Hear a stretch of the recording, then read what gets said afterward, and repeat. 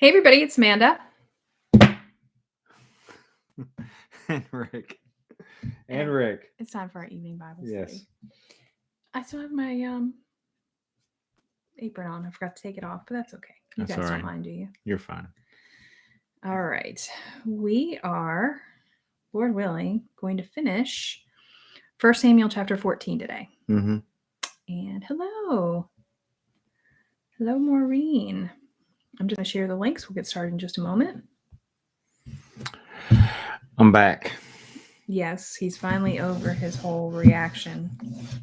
Oh yeah, And the Benadryl. I'm feeling a whole lot better tonight. It was a hard. It was a day and a half. Yeah. That's not bad. I mean, Ricky one time he ate a cashew before we knew he was allergic to cashews, Mm-hmm. and he was in the hospital for 3 days. Mm-hmm. So you didn't do too bad, but it was rough. Ah, my. Where are we at? 14. Yes. Let me get all my Cheryl stuff says together. in Illinois they're getting ready for another snowstorm. So are we. It's our first snowstorm we're supposed to get this weekend. Yeah. Probably not as bad as in Illinois. No.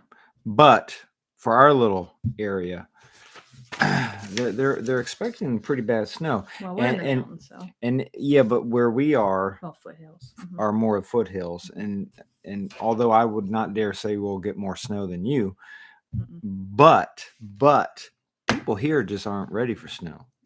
They don't handle it. The highway folks, they it's like snow always sneaks up on them. Mm-hmm. They're like, oh, what is this? You know, they have to Google it. Oh, it's snow. We were from Maryland, and still Maryland doesn't get kind of snow. Illinois or Wisconsin. Illinois or Illinois. Okay. It doesn't get that kind of snow, but the state people, county people, they were always on it. Mm-hmm. As soon as they said snow in the forecast, the salt trucks were out, parked in designated spots, ready to get going, plows and such. Here, and I'm not bad mouthing our area. They're just, it's a hot area, and there's snow that gathers up in the mountains, and I'm sure they handle it a whole lot better. But down here where we are, last year. The snow around here is kind of misleading sometimes because it'll snow on, say, an evening, and it'll look terrible. But by the time the sun comes up about 9 a.m., 10 a.m., after it's been up a little bit, it all melts. Mm-hmm. So it looks bad at night, and you think, oh, I'm going to be snowed in for a week. Then the next morning, it all melts. Mm-hmm. It was last year. Wasn't it last year when it snowed real bad and you got stuck? And then you had to get pulled out. Mm-hmm. Now I was at work, and you came and got me. Yes, it was terrible. And I had to run down to the highway, meet you on the highway, and hop in. Yes. And then we got home like 10 miles an hour. Yes. It was just terrible. It took 2 hours to get home. Yes. Next day, about 10 o'clock, all gone. Mm-hmm. That's where we live. It's odd. Mm-hmm. Odd. But they're actually calling for actual snow. Yeah, like 20 inches, which is a whole lot for here. Like, I don't think we've lived here. How long have we lived here now? 1,000 years, something like that. Been that long. Like 14 years? 13 years? Here? Something like that? 13, 14 years? Yeah, we'll go with that. Something like that. It was 2009? Yeah, wow, that's a long time. 13 years. It's time to roll. Let's go somewhere else. We're going to Texas. Anyway, what was I saying before I got distracted with the Texas? In the 13 years we've been here, I don't think we've had 2 feet at a time. No. It snowed on we've had like a foot. Christmas, but never it 2 snowed feet. Pretty good. Yeah. Never 2 feet. No. So we'll see. We'll see how it goes. But, we also are warning you because where we live, we're kind of up on a hill and back in a corner. And so we're not sure how the internet is going to handle that kind of weather. So just a heads up, if we don't show up for a Bible study this weekend. I had mentioned that last night. I'm glad you thought to bring it up again. Mm-hmm. Okay. So what's tonight? Thursday? Yeah. Thursday we're good. Friday we're good. Saturday we're good. Saturday is maybe. Saturday's an iffy. Yeah. Saturday and Sunday are the 2 days that are. They're actually they're calling for snow Saturday night into Sunday. Mm-hmm. So yeah, you're right. Saturday night and throughout Sunday, it's iffy right now. Jorge said in Central Florida, it's been beautiful. I'm sure it has. I'm sure Texas is lovely too. Never been to Florida. I've never been to Florida, but I'll Never. be honest with you. I know a lot of people who are from Florida. You would never believe it. A lot of people from Florida moved up here. Where we live in North Carolina, I mean, you have to hunt this place. It's a little spot in the state. It's like, who comes here? Why would you come here? You know, that kind of thing. It's just in the middle of nowhere. Yet I work a job and there are at least 6 to 7 people, which is really a lot when you think about it, 6 to 7 that have Florida roots. Florida roots. In fact, I was talking to a guy today. He used to be a truck driver, and he was talking about how bad the traffic was in Miami. He used to drive a truck through Miami and Orlando. Brianna went to Florida recently. Mm-hmm. I don't think I'm telling any tales at this point to say that's where they went on their honeymoon. Yep, she's the only one of our family that's technically been to Florida. I will say this, not that I'm bitter, but my sister is 16 years older than I am. My brother is 10 years older than I am. Then I came up, I've said this before, like the surprise, the one that they weren't planning on, poof, there's Richard Beale. Okay?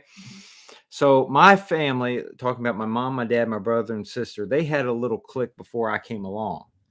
And before I came along, they actually, way back in the day, did the whole Disney trip and everything to Florida and stuff, back when it was, I guess, more fun. And it was kind of a family thing to do. And not that I'm bitter, because I'm okay. I'm 42. I don't care. But growing up, they told those tales all the time about when they went to Florida and went to Disney. I was growing up. I'm like, well, I never went. And they'd tell the tales, and I'd look at the pictures. They have pictures. And I don't mean pictures like the pictures like we have today, or even the digital, but I'm talking about the old-fashioned pictures. We're talking back when the pictures, do you remember when they were thick? I mean, I don't know what kind of camera that came out of, but it was like a thick picture. Do you know what I'm talking about? It was almost like a plaque. And they had a photo album. My mom does of all those pictures from Florida and such. That was my closest Florida experience, living my tales through my brother and sister and mom and dad growing up. My brother even had old Mickey Mouse ears. You know? I don't think Never the had traffic any. would be that bad in Miami. No, nobody cared about my Disney story. I mean, I'm sure traffic would be kind of bad. I tell you, I've been in a lot of different places with traffic. Obviously, we're from the DC metro area, so we've been in some bad traffic in the DC area. I mean, just bad traffic. And then I've been in traffic in Las Vegas and traffic in Los Angeles and traffic. You know what was really bad traffic?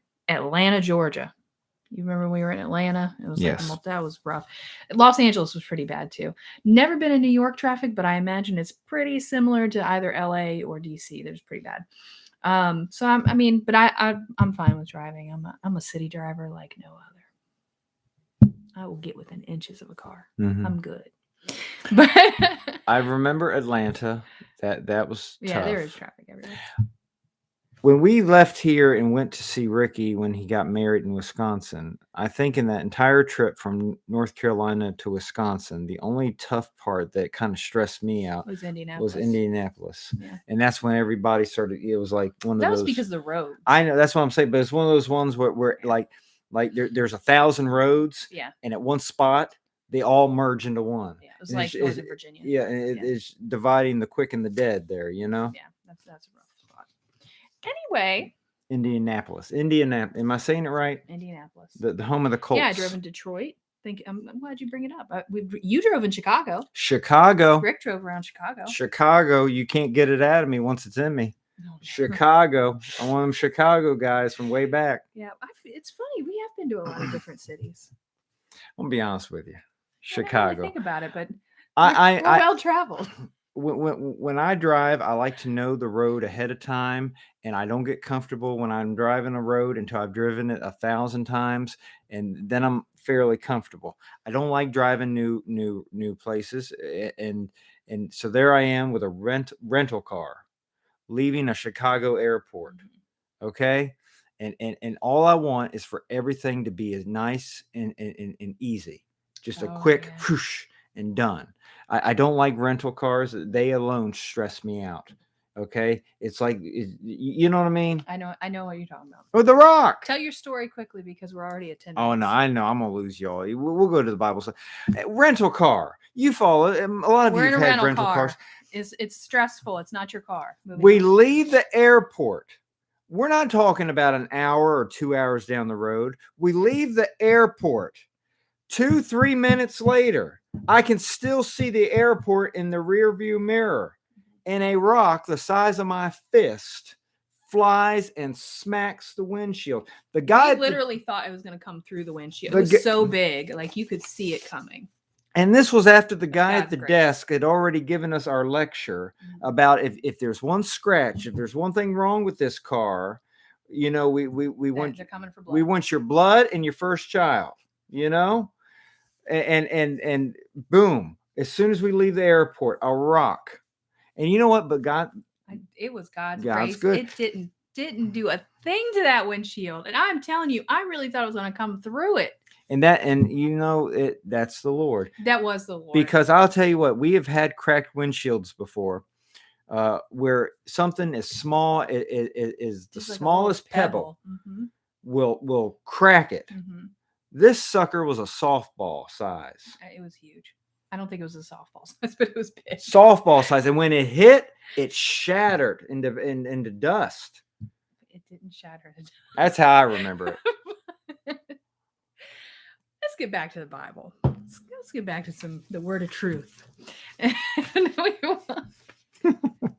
We're in crazy. 1 Samuel chapter 14. I haven't been taking Benadryl. No, this is just normal, Rick. All right, we're starting at verse 24. And where we left off yesterday, Saul has a relationship with the Lord that's not right. And as such, he doesn't feel comfortable with doing much because he knows the Lord's not going to bless it. So he was sitting around under the little pomegranate tree and not really doing much. Meanwhile, the Philistines are ransacking his people. And his son Jonathan decided that he was going to. By the way, somebody said yesterday about was that the forbidden fruit, pomegranates and such. And really, we don't know. We don't know. It doesn't say in the Bible. It's speculation, but we don't know. But I worked with a guy one time, and he knew nothing of the Bible. Mm-hmm. If you'd ask him who Jesus was, he'd probably trip up and be confused, right? And I was a new believer at the time, and I didn't know any Bible either, but I was at least saved. And he's telling me about the Bible. I'm a new Christian. I know nothing about the Bible except I'm saved. He's a lost man telling me a little Bible lesson. And he flat out told me that a quince, you know what a quince is? Mm-hmm. A quince was the forbidden fruit. And I'm like, really? Really? And I searched my Bible over, and nowhere does it say that.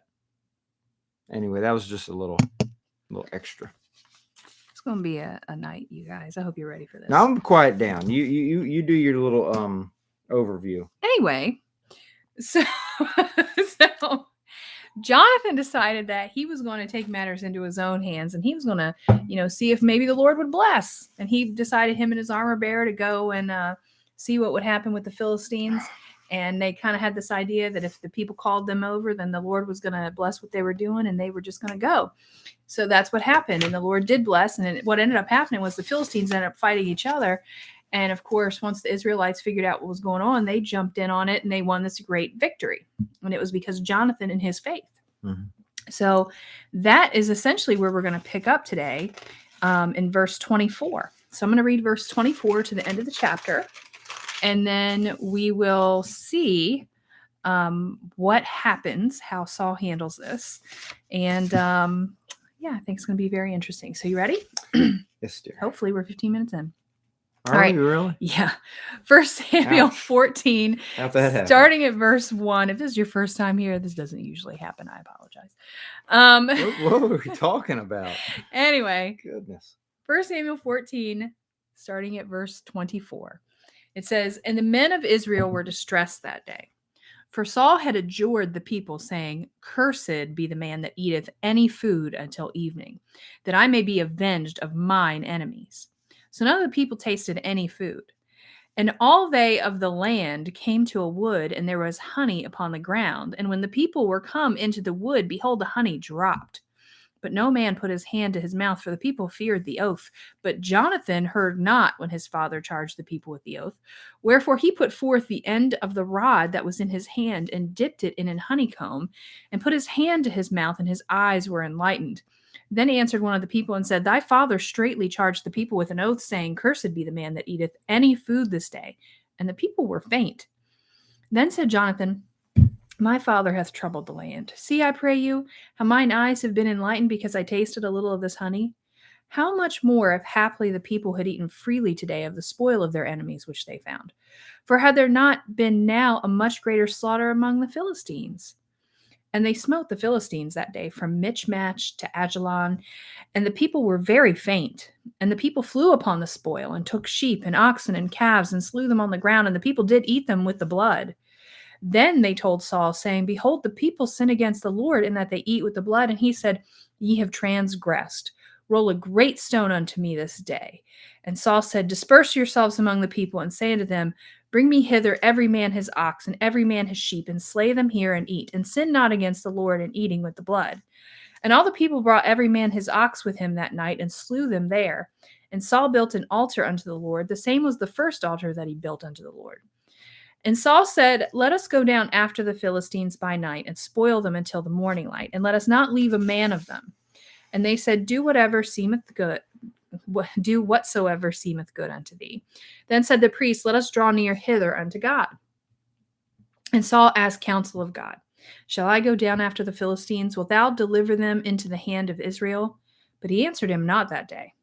And Saul said, Draw ye near hither, all the chief of the people, and know and see wherein this sin hath been this day.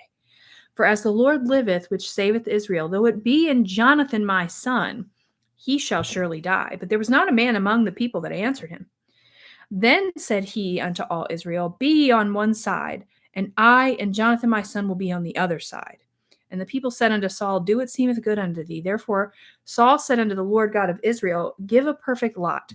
And Saul and Jonathan were taken, but the people escaped. And Saul said, Cast lots between me and Jonathan my son.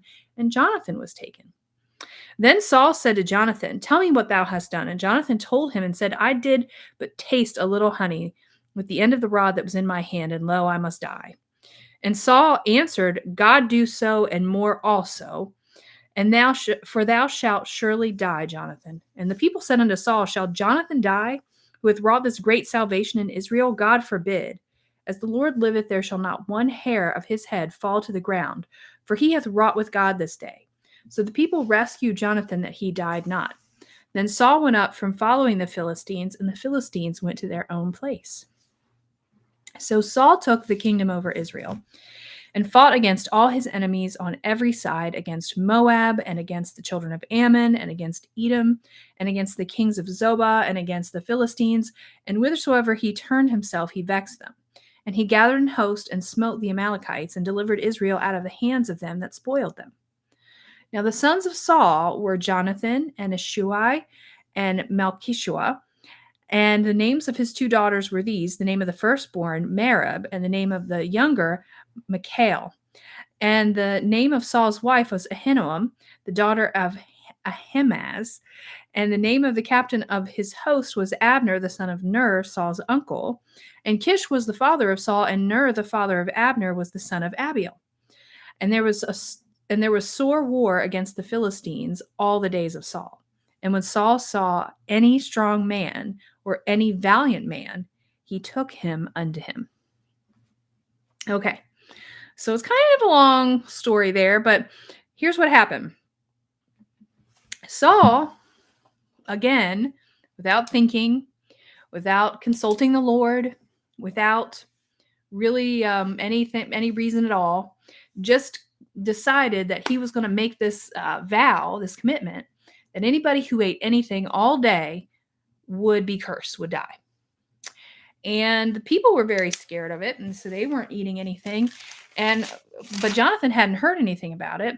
So Jonathan sees this honey and he eats this honey in the woods. And, of course, you can imagine these people have been fighting a battle all day. I mean, just imagine just, swinging a sword backward and forth a couple times. It's like a workout. You know what I mean? But a scary one. There's a lot of stress, there's a lot of physical exertion. It would be like doing a major workout for hours and not eating. Like they were at the point that they were ready to faint, and yet they weren't touching any food because Saul had made this foolish statement. So the people tell Jonathan, they're like, your dad said if anybody touches anything, then they're going to be cursed. And Jonathan even is like, my dad, what is wrong with him? He troubled the land.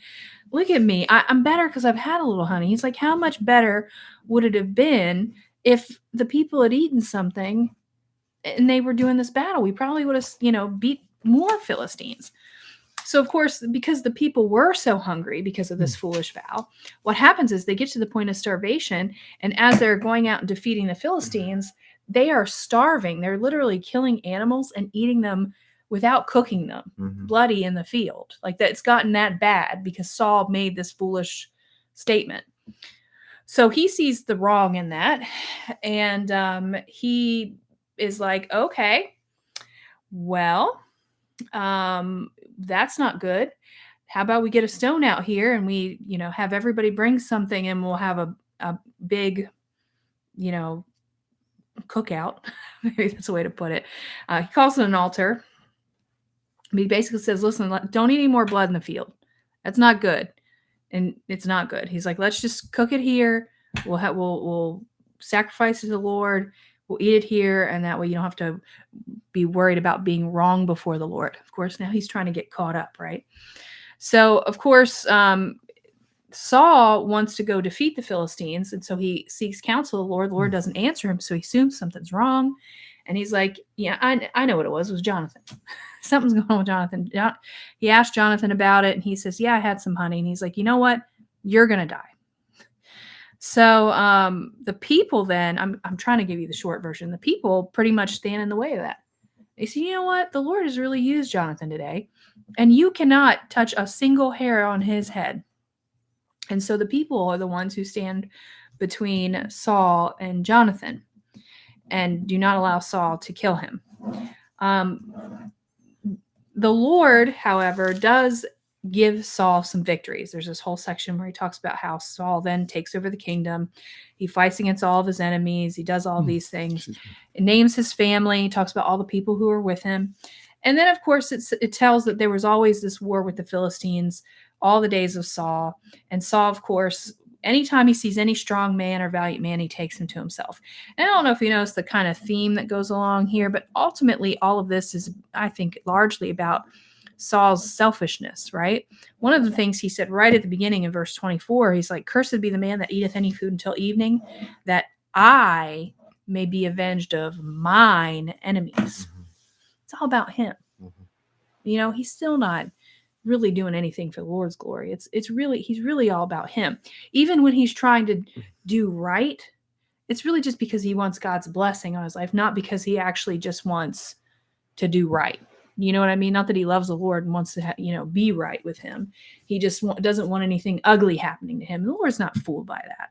You know what I mean? He knows that that's not real love. That's not a genuine connection.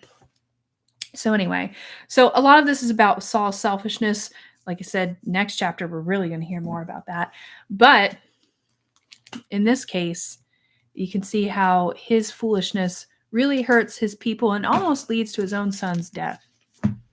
So, overview. We're still 25 minutes in and you haven't said one word about this yet. You've said plenty of words. You gave the overview. Yeah. Without what? Mentioning what I was going to mention. What were you going to mention? Well, you already mentioned it. What did I say? Because you did the overview. And then you usually stop. But you did kind of a boomerang. You went back to the beginning, and then you said what I was going to say. Say it then. Say it. Well, you already said it. Say it again. Okay. It's always good to repeat it. Don't make foolish decisions. No, seriously. Selfish and foolish decisions. Like Saul here. he's a leader. Mm-hmm. Leaders cannot just think of themselves. When you're a leader, you got a lot of responsibility. If you're a believer, obviously you need to consider God. Mm-hmm. That's number one. You got to consider God and what he wants. And then you also have to consider the good of the people. Mm-hmm. Okay. Ultimately, you're serving God, Mm-hmm. but you cannot say, I'm going to ignore the people. Mm-hmm. Because if you ignore the people, then you're not serving God. Because God puts people in leadership to lead people. Mm-hmm. And not to lead them astray, but to help them, Mm-hmm. to lead them, to blessing. Okay. How's that? So you already pointed it out, the I. Yep. Okay. It was all about him. I even circled I Yep. in verse 24. Okay. He was saying that cursed be the man that eateth any food until evening, that I may be avenged of mine enemies. Mm-hmm. Nobody likes to have enemies. Mm-hmm. But when you think you're going to starve a whole nation that's following you Mm-hmm. because you're not going to rest and they're not going to rest until your enemies are wiped out. Mm-hmm. You know what I mean? Yep. That folks, that's not good leadership, and I think all of us can probably say you can see that and agree to that. It was self-centered, not focused on God or the Mm-hmm. good of the people. Yep. I worked a job, and I would go in. I was many times the last person there. That was where I was. How I was scheduled. I was scheduled last, and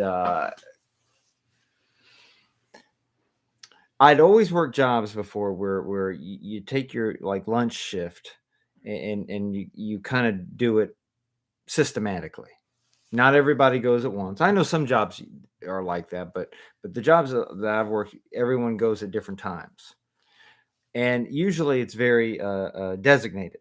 Mm-hmm. You know, Mm-hmm. the workday continues on. Mm-hmm. It's marching on. Mm-hmm. Work doesn't stop, but as you go about your day, people start taking their lunch hour. Mm-hmm. Boom, boom, boom, boom, boom. And that way everybody gets their lunch, the work continues on and so forth. Everything's good, great. Mm-hmm. I worked a job where the boss, had the leadership and decided that until the job was done, completely done to the point that they were satisfied, Mm-hmm.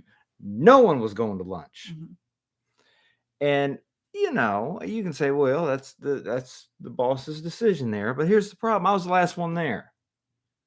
So when these knuckleheads, God bless them all, finally decided to go to lunch, it was now cutting into my time to go to lunch. Mm-hmm. I couldn't go until all of them went. Mm-hmm. I had to wait for that one to go, and then that one to go, then that one to go, and that one to go. And then you're talking to a guy that doesn't eat breakfast. I'm not a breakfast guy, never have been really. So I drink coffee and then I would go to work thinking, okay, I can, last to lunchtime.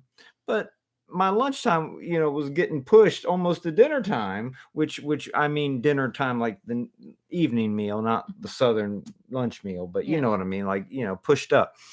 And I was like, this is hard. This is hard. And the boss just didn't realize that the people were dropping off. Mm-hmm. Everybody was fading. You get to a point where I'll be honest with you, I can go a while without eating. Mm-hmm. I can push myself. I'm not saying that it's a good thing. It's not a good thing, but I can push myself many times and last the longest, without eating. I really can. But I'm not saying it's a good thing, but I'm saying I can. But even I was starting to get a little peaked, Mm-hmm. Because as a diabetic, your blood sugar is supposed to be steady, so you're supposed to eat throughout the day and not. It's vicious. It's vicious. Mm-hmm. But and anyhow, my point is that the boss wasn't really thinking about Anybody else? Or it actually, and I'm gonna tell you this, and maybe we can relate it to other things. Mm-hmm. I think the boss in my situation was thinking that the work has to get done, and this is the best for the company. Mm-hmm. Before we all start having lunch. But the problem is when you start wearing your people out, mm-hmm. the work is not getting done as good as well. Mm-hmm. It's you're just there. Mm-hmm. and you're kind of going through the motions, but nothing's really getting done. Mm-hmm. It's better to get everybody fed up Mm-hmm. and motivated again to keep going. I said fed up. I know what you meant. No, I said that on purpose. I was trying to Mhm. be folksy. Yeah. I was trying to be folksy. But it makes even good sense here because not to jump around, but Jonathan, when he ate the honey, it talks about how his eyes were enlightened. And I Mhm. actually circled that because I like that. It means his countenance was brightened. Yeah.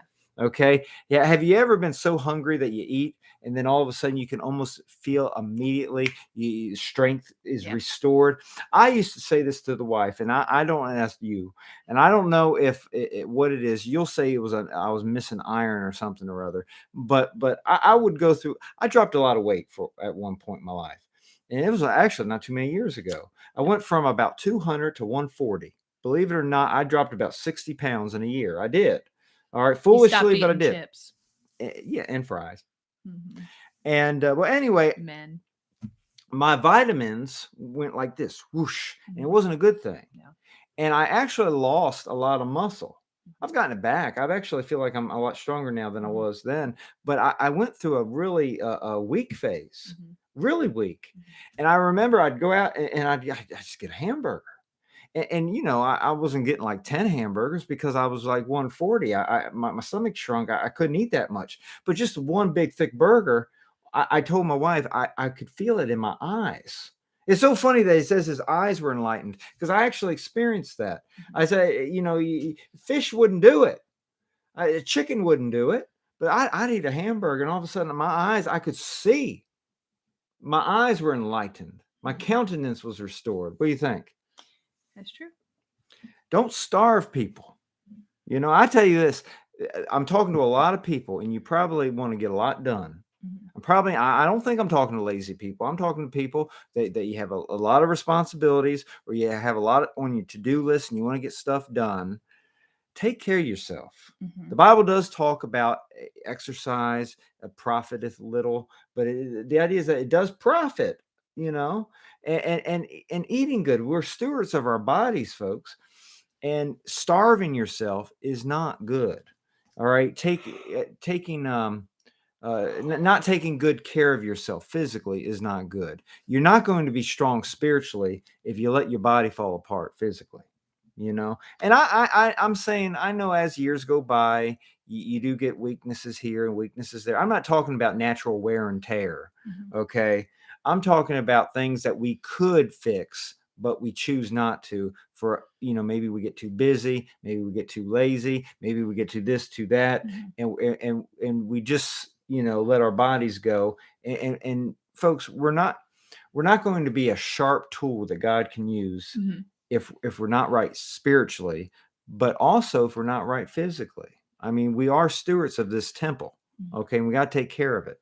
So there is profit in just taking care of the body. Yes, dear, I know I'm talking a lot. Let me say a word here about moderation.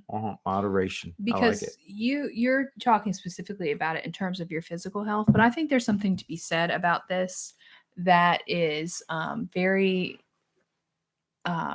relatable to other areas, because I feel like sometimes when people want to get a job done, Yeah. sometimes they go to extremes Mhm. thinking that that's going to help them get the job done, and it usually sends them backwards a little bit. Mhm. For example, I deal with a lot of people on my other channel. People talk to me all the time about saving money and paying off debt and all this other stuff. And sometimes if people get really like, this is New Year's resolution time, right? Mhm. People get really focused on paying down debt and like getting their finances under control. And what happens is they get like really obsessed about it. Like, this is what we're going to do, and I'm going to get this under control. And so they pretty much just go on a spending fast, very much like they were doing a fast here. Mhm. And they're like, I'm not going to spend a dime. We're not going to do anything. We're not going anywhere. You're not allowed to do anything. Like their whole family, they're just like, shut it down. And what happens is everybody gets so depressed and miserable, and like, they're tired of everything. It's not good. And then all of a sudden they're just like, everybody goes out and they blow it all. You know what I mean? They're like, I'm so tired of this. We're going to take a vacation. And then they spend more money than they would have spent if they'd have just been reasonable, Mhm. throughout the month. You know what I mean? Same You thing. are right, though. Yeah. I feel like a lot of people get very extreme. Food's that way. Yes. I know we were talking about food, but the idea of taking care of yourself. if you eat sensibly throughout the day, you don't like binge. You eat sensibly. Yeah. Decent sized portions just throughout the day. Then your body will stay in good shape, and you don't have to worry about anything. Yeah. But sometimes what I've done in the past is I'll starve myself. Yeah. And I'm like, well, I can handle this. I'm bad at that. I'm not saying that you don't be like me, okay? But I've done that where I've starved myself all day long, and I'm like, wow, I got through the whole day. But now what happens? Now you're starving. Now I come home and I can't get full. I can go all day without eating. As soon as I get home and I wonder start, if that might have contributed to the whole diabetes oh, situation. you think? And I can't stop, and I'll eat all night. It's like sometimes if you ever take me to a buffet after I've gone on a fast, don't do that, because that's a bad place. You got to peel me away from that thing, So you got to be careful. I think the same goes for relationships. I don't think people intentionally fast within their relationships, but we've been married a really long time, and I think here's when she starts saying things about the marriage. I think what can happen is, and we notice it now since the kids are gone, but you might not realize it, but over time you might not have put as much energy into your relationship. And so what happens is, because you've essentially starved your relationship, you get to a place where it's like falling apart, and then you got to binge to try to get it back to where it was good. Are we falling apart? Maybe. Anyway, you got to binge to get it back to where it's good. What? Hold it. Stop making it about us. Just let me finish my tale. Well, you made it about us. No, I didn't. I'm sorry. That's what I heard. Anyway, I was wondering. So instead it would be binging. Instead it would be better to be mindful of your relationships and put time into it throughout, rather than starving it and then get to the point where you've got to really do a bunch of work to fix it. Do you know what I'm saying? Like, I think no, that was good. Actually, I'm trying to say I made a joke, but you're right. That's the idea of this people going to extremes, it thinking that they're doing something, or maybe even not paying attention to something.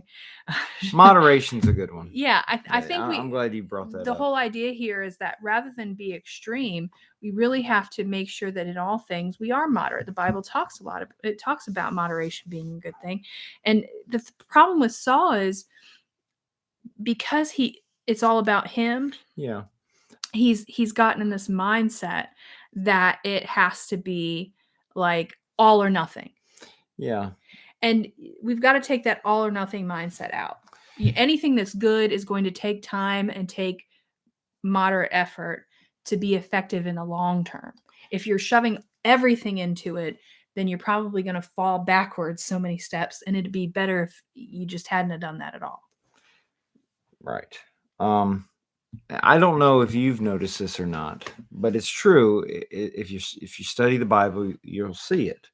That really the Christian life is really about the word that you brought up now, moderation. It's just balanced. Just a balanced life is really what the Christian life is. Like the verse in the New Testament where it talks about whatever you eat or drink, do it all to the glory of God. I paraphrased it, but you know what I mean? It's like, it's lawful for me to eat this, but I shouldn't eat this to make myself sick. Like, you know what I mean? It's all moderation. It's balance, and it does make sense when you think of it, like that we're not a body.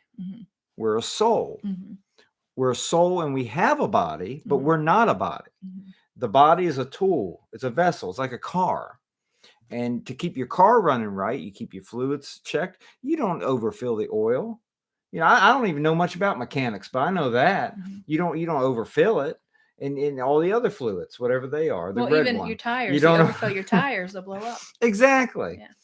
Everything has to be nice and level. The gasoline. You think, well, it's good to have a lot of gas, but the tank only holds so much. You know what I mean? There's a point where it's enough, and any more is not good. Our body's the same way. And just moderation, folks, moderation. And I'm learning that. And I haven't gotten it yet. I overdo everything. And It's true. It's true. And I'm learning it. I know the secret. I know it's true to be moderate, but it's hard for me. For you. It's like I've talked about garlic. I am convinced that garlic will kill anything. Okay, I'm not going to get political, but there's a lot of things that people are doing now to do this and do that and solve this and solve that. And I'm just thinking if they just eat raw garlic, it would solve a lot of the worries of the day. You know what I'm saying? Seriously, you'd stay healthier. Blood would be clean. Viruses would be killed. I'm telling you, raw garlic. But you know what? A clove a day will do you good. You know? But here's the deal. I started thinking like, you know what? I want to be extra good this week. So I started doing 3 or 4 or 5 a day. Right. And not the little teeny ones either. The biggest, fattest ones I could. And I tell you what, I was tearing up my mouth. They're hot. They really are. And everything. And I was just falling apart. But you mix that with a bunch of vitamin C and everything. And I tell you, and then you put a pot of coffee on that sucker and you're in trouble. I'll tell you, raw garlic overdosed with a pot of coffee and vitamin C. It gives you a bad night, folks. But if it's just moderation, gives your wife a bad night too. I know. If it's just in moderation, I heard what you said. Everything's good. Everything's good. So all that just said it's moderation. Moderation. Yeah, we would. I think we wouldn't fall into trouble as much if we would just be, balanced. It's like you brought up relationships. You get a home with kids and a wife and a husband, right? You got to have some moderation there in the relationships. You got to have whole family time. You have to have kid time. You should have individual time with each child. But then you also need to have couple time, right? And that's what you're talking about. If all your time as a family is just thinking about those kids, one day those kids are going to have mustaches or husbands, if it's a girl, and they're going to go. And they're going to go, and then you're stuck as you're an empty nester is what they say. They or call if it. You've put all your energy into work. I know. It's still, there it goes. Empty nester now. And all this is gone. Now you're staring at that wife, that husband, hashtag empty nesters unite. What do? Do you start a new relationship? We're okay, people. You should have I know. We're okay. This is not confession time. Are we making it sound rough? I don't know. I was like, the more you kept going, I thought, man, you're making it sound bad. We are fine. It's just that standard thing. The worst problem right now is the garlic. I haven't even had any today. Not yet. This is me without garlic. Yeah. Yeah, we're fine. We're just, I don't like necessarily always, I don't want to talk about other people because I feel like I'm telling their stories. Yeah. So we've talked about this before. That's why often we use ourselves as our own illustrations or examples. Not because we're stuck on ourselves, just because I don't want to use someone else necessarily. I mean, I will if it's a good testimony or something, but I always feel like I'm talking about someone else. And so I'd rather just talk about me because if I get mad at myself, I'll just straighten it out later. And you never get mad at me. Anyway. I know. Are we talking about anything good? Let's get back to this. So, moderation. Well, we never got off of it. Saul made a foolish commitment.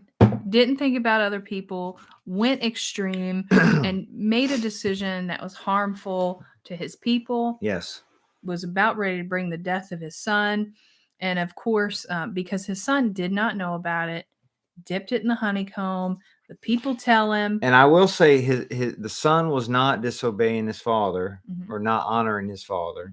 He didn't know. He didn't know. Yeah. Exactly. So I just want to point that out. Yeah. And, the Bible. And why would he know? Exactly. Why would you think that your dad, the king, would say, hey, starve? Yeah, exactly. Foolish. The Bible does say, to him who knoweth to do well and doeth it not, to him it is sin. So Jonathan, not knowing, he was okay in that regard. Excuse me. But anyway, so Jonathan sees what his father did. He says, my father hath troubled the land. My eyes have been enlightened because it's honey. It's like, wouldn't it have been so much better if our people have been able to eat the spoil from the enemies, wouldn't there have been a greater slaughter? And the problem is then that goes on to tell this story in verses 31 to, I don't know, 35, how the people get so starving and desperate that they get to the point that they're essentially just killing these animals on the ground and eating them with the blood still in them. And that's because of Saul's foolishness. Now, that in that way, Saul was actually the cause of the people sinning.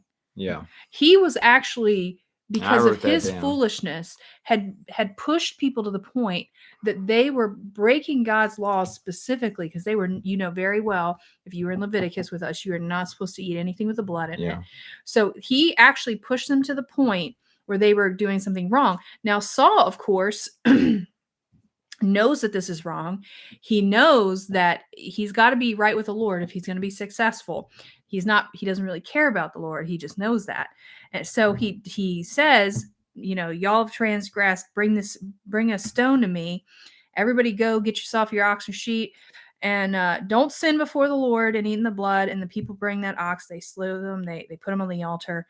And it says that was the first altar that he built unto the Lord.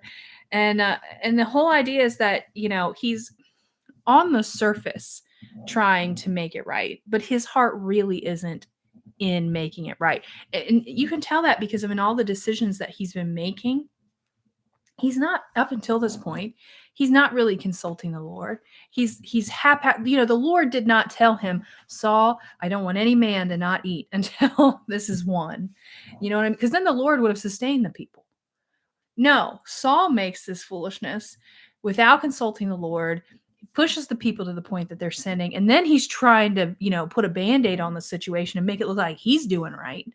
When ultimately he was the one that caused the trouble to begin with. Mm-hmm. And all of this is just circling around the fact that Saul's heart is not for the Lord. One of the commentaries that I read said this whole idea of Saul building the altar was the verse that says having a form of godliness, but denying the power thereof. And the idea is that he was, trying to appear like he was doing something spiritual, trying to halfway get it right. But you can tell by everything leading up to that it really wasn't real, And so, I'm sure you've been around people before that they try to act like they're super spiritual. But you know them well enough to know that underneath the surface, they're not really spiritual. They might put on a spiritual act, but you've seen them. Mm-hmm. It's not real. And it's not to judge anybody. It's not to be critical of anybody. It's just that there are some people who are real and some people who are not. And you as a believer, you have that little, your Christian brother and who is not. And so I think it's very clear when you read this that Saul is not genuine in his relationship with the Lord or in his desire to do right before the Lord. So it makes sense that as you go a little further, the Lord does not respond to him. But anyway, I'm going to stop there because I'm sure you've been writing all these notes and I don't want to say anything I don't have anything good though. Just little doodles that for me. I want to hear your doodles.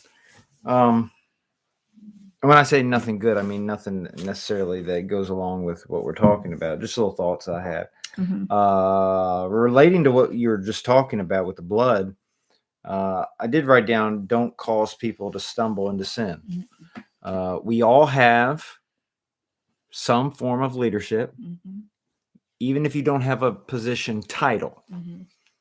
you have some sort of leadership, whether it's parental, mm-hmm. whether it's just, what's the word? Influential. Mm-hmm. You influence people. Yeah. If you're a believer in this world and people know you're a believer, the things that you do influence others. Mm-hmm. There are people who are watching your life, and how you live will influence someone else. Okay. And like I said, don't cause people to stumble into sin. Mm-hmm. When you say things without really making sure it's a biblical statement, mm-hmm. when you do things, but you don't make sure that it's actually biblical, things like that. And I know I'm being very general, but I'm trusting that the Holy Spirit will, if there's something specific in your life, he'll help you to see it. Mm-hmm. But we make a lot of decisions And the decisions that we make don't just impact us, they impact others. And we cannot make foolish, unbiblical decisions. Okay. If we do, it'll cause people to stumble into sin. They'll think to themselves, oh, it's right to do this when it's not. Or in the case of what we're reading about here, Saul made a foolish decision that made the people desperate. And that desperation pushed them into sin. Now, let's be serious now. When a person sins, that sin is on them. Okay, I may be tempted to sin, and it's wrong to tempt Richard to sin. But if Richard sins, that sin is on me, not the one who tempted me. You follow what I'm saying? I'm guilty of my own sin. But still, it is still wrong for us to tempt others to sin. The Lord sees all. Okay, it's wrong to sin, but it's also wrong to lead others to sin, if you follow what I'm saying. But with that being said, I just had another couple thoughts about the whole blood thing. So they're eating the blood. They're starving. They're eating really like raw, in the field. You follow? Yes. And some people would say that just seems kind of bizarre. Kind of thing. And you think of the nation that we live in here, if you live in America, we do, you think, would that ever happen here? In all seriousness, it could. It definitely has happened and is still happening in other nations, but it could come here with the whole pandemic thing. We've seen in the last year or two at different periods of time, empty shelves in the grocery store. If something were to happen that was more long-term, and those shelves stayed empty, and you went down to the nearest drive-through, and you couldn't get a hamburger, or you couldn't get a pizza at the carryout. You know what I mean? And there was no food in the grocery store. There was no, and you know what, man? Last summer I meant to grow a garden, but I didn't. You know what I mean? We didn't store anything. We have nothing stored at the house. We have nothing. We don't have anything in a pantry, and there's no food in the grocery store. How long do you think it would take before people in mass would start to do some of the things that we're reading about here? It could happen. It definitely could happen. I wrote down, desperate people do desperate things. And it really honestly could happen. And that's a physical thing. But let's talk spiritual for a minute. In terms of salvation, people who are not saved have a need in their heart, in their life. They may not even know it, but there's a void in their life that only God can fill. And if the Lord has not filled it, they are desperate to have it filled. And they are seeking something, anywhere, something that can fill it. And if they don't know it's Jesus Christ, they're just grabbing at anything. Don't ever be surprised what lost people do to try to fill that void. It doesn't even shock me anymore. Lost people will do all kinds of things just to try to fill that void in their life. They have a need. They don't want it there. They're trying to satisfy that need. It's a need. Only God can fill it, but they don't know it. Desperate people do desperate things. Lost people, they may not even say it. They may not even believe it. If you say, you're desperate. You're desperate for something. They'll say, I'm not desperate. They may not agree with you, but they are. Spiritually speaking, they're desperate and they're in search. They're searching for something to fill that emptiness inside. And they, all the different kinds of things in this world that this world has to offer that really just leads people to hell. Folks, if you're a believer tonight, you have the answer. Desperate people do desperate things. You want to help desperate people? Tell them about the hope that we have in the Lord Jesus Christ.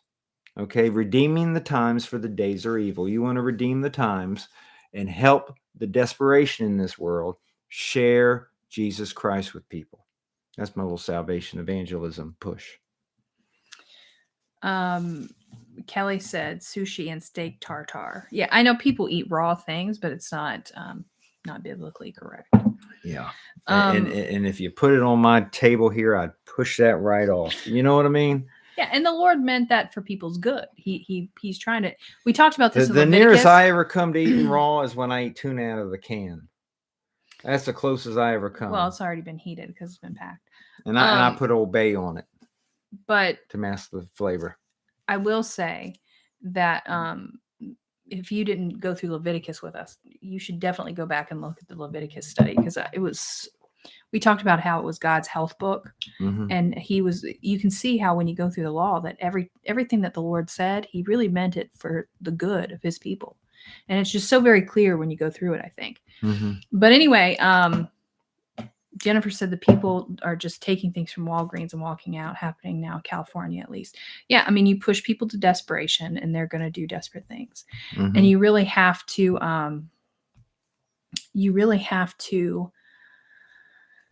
see that when people are pushed to the point of desperation, the problem isn't just when it's people en masse. There's a problem beyond the people. There's something that's gotten to that point. And in this case, it was Saul who was responsible for his people. So Saul decides that he wants to go. Talking about a lot of stuff tonight. We are. Saul decided that he was going to go after the Philistines, and he decided he was going to ask the Lord for his blessing. And of course, the Lord, because he doesn't have a relationship with him, he is not responding to him. And he asks counsel of God. And he's like, because he doesn't get an answer, he's like, you know what? And he makes this other bold claim. For as the Lord liveth, which saveth Israel, though it be Jonathan my son, he shall surely die. And again, I was looking at commentaries. One of them was talking about how when someone else is at fault, a lot of times you want to pronounce on them the harshest penalty, like you're so pious and holy. You know what I mean? He's like, if I, Lord bless it, whoever it is, they're going to die over eating something when they're hungry. You know what I mean? And, if he was hungry, he wouldn't think that was a reasonable thing to say. But of course, he says something like that. He says it in the name of the Lord. Again, foolish vows, foolish things. And it gets to the point that the people have to stand between Saul and Jonathan. And it's not that they're standing, you understand, you can see here that the Lord did not think it necessary to punish Jonathan. If the Lord had felt it was necessary, Saul would not have had any victories beyond this. And as we read a little further, you see that Saul had victories beyond this. The problem was Saul, and the Lord was trying to bring that to his attention through Jonathan. You understand? The people were there. The people saved Jonathan from Saul. The people are defending him to keep him from doing something foolish. Yep. But again, Saul wasn't really concerned about what the Lord wanted, what the Lord thought was right. He was puffed up in his own self-righteousness, puffed up in his own decision-making, to the point that he was even going to kill his own son. And I got to tell you, there are a lot of times that we get puffed up in our own decision-making, and everyone's guilty of it. So don't think that you're not. Yeah. If you are a parent of a child, I guarantee you that you have made a bad decision. You've made a bad rule. I was thinking of that. You've made a rule that you had no business making.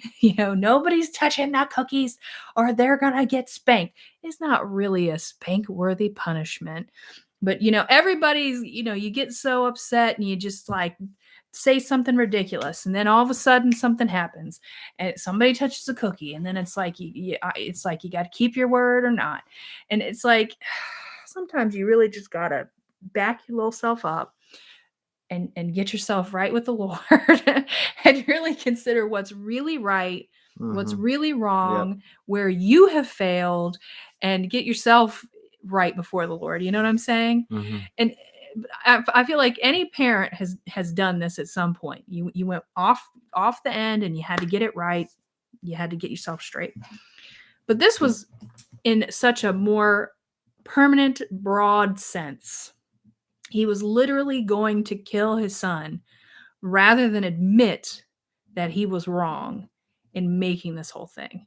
Rather than go before the Lord, go before the people, ask for forgiveness, he would have killed his son first rather than admit his wrong. And the problem is that, you really have to take a look at yourself when you're in a position like this. when you have to really sometimes recognize that you've gotten to the point that you're extreme, and back it up and humble yourself and get to the point where you like are acknowledge the fact that none of this needed to happen. It didn't need to go that far, and take a little step back. Yes, pride needs to people have their pride over humility. We got to have that pride take a step back. Mm-hmm. So Saul does have to back down. He didn't do it by choice. He has to because of the people. But you know, the people did rescue Jonathan. Yep. And when they did, that whole situation was over. Saul still didn't really get right. No. It just goes on to the next portion. Mm-hmm. Given the understanding that Saul just continued to be fleshy. Yeah. Puffed up, prideful. Mm-hmm. Not spirit-led, not God-focused. Mm-hmm. Are you done? Well, yeah, I was letting you say what you had to say. Oh. Well, you pointed out that the people rescued Jonathan. Mm-hmm. That's good to point out. You know, sometimes we will come across people who are in trouble. And you know what?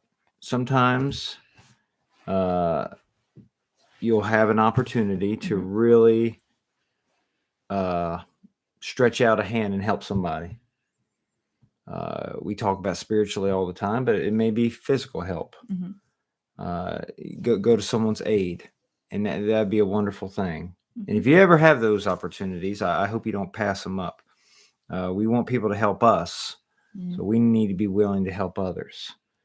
You know, sometimes we're George Bailey, and sometimes we're the town. But whether you're George Bailey or the town, it all makes for a good story. Mm-hmm. You know, it's a wonderful life. Yeah, I know. Talking about old Stewart, Jimmy. Anyway, I want to point out something about what you said about Saul making decisions and not letting it go, almost to the point of letting his son die. I'm gonna say something, and I'll you directed it at all parents, so that's good, and I'm fine with that. Moms and dads. Correct. Husbands and wives. Everyone loses their cool and says something dumb at some point. But since I'm a guy and a husband and a dad, and am I still a dad? I'm still a dad. You're still a dad. They're just gone. But I'm a dad. In fact, they're married. They're not gone. Well, they're not well, gone. They're not gone, all married. Because as we've been talking, they moved out. I've actually been texting the kids. I have them right here. They're just a phone call away. I've been texting Brianna, and then I waited for Ricky for the longest time. But there he is. That's Ricky. No, he's beautiful. Yeah, I'm sure he'd like that. Anyway, I'm gonna speak as a husband right now, and like you said, still a father. If you're a husband tonight and a father, I know that doesn't mean everybody, but let me just go with this. If you're not a husband or father, you apply it to the woman. Womanhood. Womanhood still counts. Okay, but to the men, you're spiritual leader of the home, provider. Okay, you make decisions. Okay, the Lord gives you a responsibility. The family follows you and your lead, really, as you follow the Lord. Now, we're just people. I, being a man, I'm just a person. I've made all kinds of blunders in my life, and my wife, she's so loving, she won't name a single one of them. You're a good forgetter. I don't even remember. Exactly. Yeah, she chooses to forget, but sometimes I make blunders that you know, and a little blunder grows into a big debacle. You know, and it happens. Now, here's the deal. Sometimes the man, the spiritual leader, the provider of the home, tempted to get a little puffed up and prideful. And they'll see that what they've decided to do is not working out. Mhm. But because they're the provider and the dad, the husband, and the spiritual leader, they can't admit that they're wrong They can't because back then they'd down. have to do, yeah, they can't back down. I've been there, folks. I have puffed out my chest and said, you'll listen to me. Yeah, it has. Yeah. And, It's a and, mistake. but here's the thing. Here's the thing. I have done that in the past, and the kids will still follow my lead, and you will still follow my lead. Mhm. And all of you know that I'm falling right. I'm going right into a wall here. Yep. And at a certain point, Mhm. men, Mhm. after you've hit the wall 10 times, just admit it. This hurts. Let's do something different. Mhm. You know, the dumbest thing is to know that you've made a bonehead decision, but because you won't admit it, you just keep doing it. Mhm. Okay. If you're really a leader Mhm. of the home, the best thing you can do is say, you know what? I messed that one up. Mhm. I thought it was right, but it was obviously not right. Let's do something different. Okay. It'll sting for a minute or two having to admit that you were wrong. But I'll tell you, down the road, you'll be glad that you admitted it and did something different. Okay. Saul, we're reading about a king who he'd make bonehead decisions left and right. And instead of admitting that he did wrong, he just forced it and forced it because you know what I mean? Because I'm the king. Don't be like that. Don't be like that. There's only one that's perfect, and that's Christ. Mhm. Now we may be followers of Christ, but we still have that old sinful nature. And sometimes that old sinful nature gets us. You know, sometimes we're not even trying to sin, but we just don't know everything.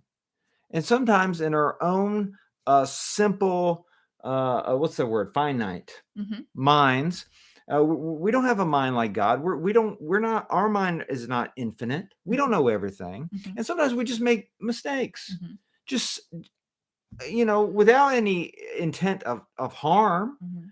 I'm not saying every bad decision was an intention to do harm. Mhm. Sometimes we just make bad decisions just because we don't know everything. Mhm. So just admit it. You know what? I didn't know it, Mhm. but I know now. And now that I know better, I'd be a fool to keep doing what I did when I didn't know better. So guess what? Now that I know better, I'm gonna do something better than what I did when I didn't know. Mhm. You follow? Mhm. Ella says Jorge's over here saying I'm the captain. Yeah, you keep saying that, but it's true. It is true. No, I'm not going to take it away. I'm not going to take it away. You're the captain. The man is Just the with- leader of the home. The man didn't say it. God said it. You could just drive it straight into a shipwreck. God has structured everything. The church is structured. The home is structured. Everything has a structure. Mhm. Everybody in the home has responsibility. Mhm. If there's kids in the home, they have responsibility. Mhm. Woman, wife, mother, she has responsibility. Husband has responsibility. Everybody has responsibility. Nobody's better than anybody else, but the man is the leader. God is the one who set that up. And captain. I like that. She says I tell him he's Gilligan. Captain. That's funny. Oh, little Anyway. buddy. All right. Captain. I like that. So Captain. after this whole situation, and Saul is forced by the people to back down, which frankly, if you are the husband and you push your family enough, you're going to push your family to the point that they're going to all turn against you. Mm-hmm. I can only think of one time Oh, personal. that we all Ganged up on me. We didn't gang up on you. Lit the torches. But I tell you what had happened. We were in a church that we were in for a little while. Mm-hmm. And everybody in the family was unhappy. And Rick wanted to still go. Mm-hmm. And slowly the kids backed off. They were older. Slowly the kids backed off from going. And it eventually got to the point that even I said, I just can't go anymore, babe. And I wasn't trying to be and I just, rebellious. yeah, and I was heavily committed. I was had positions there, responsibilities. Wasn't trying to be It wasn't. rebellious. Yeah, I know. But it just got to a point where it was unhealthy. Yeah, but That's the only time. And you're not even telling all the details. No, well, I wouldn't. No, I know, but as far as leaving, I'd even had decided to leave, but I was doing the Richard Beale transitional leave. Hemming and hawing. The who? The hemming and the hawing. You What's were that? waiting. Oh yeah. Well, I was waiting. Yeah, waiting for the right moment, and trying to back up, slowly and make sure that the responsibilities were being done by others and all. Because I was heavily, deeply entrenched, and I ended up being there by myself. And not for very long. It's funny how when he was by himself, all of a sudden he could easily get those responsibilities taken over by someone else. Yeah. But that was the only time that I think that. But again, I think we tried for years to talk to him about it, and I'm not being critical of you. I just think that it's a good example that if there's a husband out there, he might consider it. The Bible's real specific, husband or fathers, provoke not your children to wrath. There's a reason that the Bible warns men of that, because that you have a propensity sometimes to just get stuck in what you think is right. And even when the whole family is like, there's a problem here, and you just not listen, just dig in your heels, like, I'm the man and we're going to do what I say. At some point, if it's bad enough, they're going to rebel against it, like these folks did. And maybe it was rebellion. Maybe we were wrong in that. Well, but I was going to point that out. But we didn't mean to be rebellious. It just got to the point that we just couldn't take it anymore. Kind of like these folks, they were so hungry they had to eat. But it actually, the illustration does fit, because you're right. Desperate people do desperate things, and it did get to a point that it was just ridiculous, and it was time for us as a family to leave, and we just left slowly, but it was a good decision overall. Obviously, I'll admit that it was definitely right. So after the people went against Saul, he was forced back down. At that point, he must have been humbled a little bit. I'm just going to assume that because of how the Lord handled it. He went ahead and took over the kingdom. He fought all these enemies, and he was victorious. He was victorious for a long time. And it names all these members of his family. And I think the Bible takes the time here to name all the members of his family, because we're getting ready to go into more stories, and you need to know who some people are. So it tells that the war with the Philistines did continue, though. This wasn't anything that ended. Remember, this whole situation with the Philistines started because Saul provoked it with Jonathan and fighting, and was like, I defeated them. Everybody should know I defeated them. So it just didn't end all the days of his life. And the thing was, anytime he saw a strong man or anyone who was valiant, he took him. So again, this Saul is not, his character hasn't changed.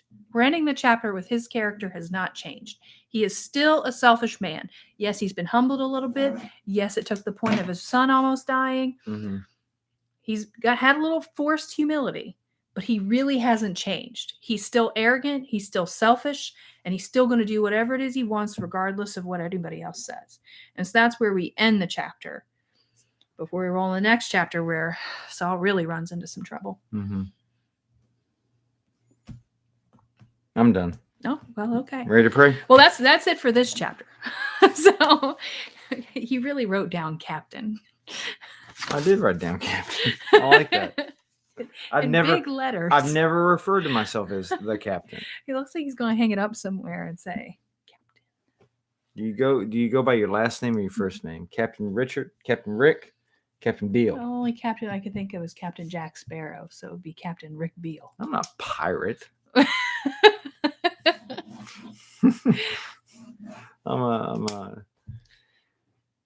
don't know. A reputable captain. Yeah. But yeah, make good decisions, folks, and don't lead people into sin. I I remember hearing a story, and it's a true story, but I can't remember anything about it to make it true.